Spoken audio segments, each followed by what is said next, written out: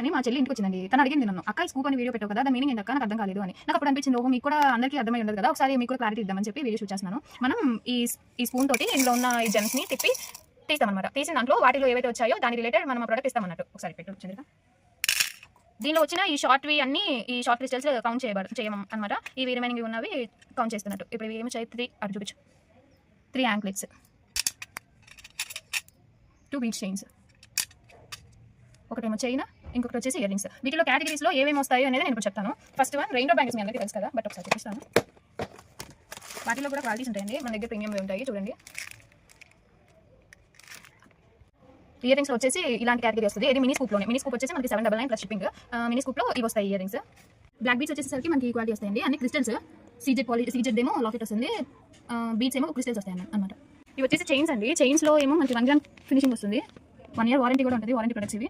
Mini స్కూప్లో వచ్చేసి anklets ఇలా వస్తాయండి, సిల్వర్వి. తాళీ చైన్ వచ్చేసి ఇలా వస్తుందండి, చూసారు కదా ఎలా మౌల్డ్ అవుతుందో. బీచ్ చైన్స్ కేటగిరీస్లో ఇవి వస్తాయండి. వచ్చేసి మనం హ్యాండ్ మేడ్ చేసాం అనమాట. అంటే మినీ స్కూప్ గురించి నెక్స్ట్ వీడియోలో లార్జ్ స్కూప్ గురించి, ప్రీమియం స్కూప్ గురించి, ఇంకో స్పెషల్ స్కూప్ ఉంది, దాని గురించి అన్ని మాట్లాడుకుందాం. ఉంటా, బాయ్.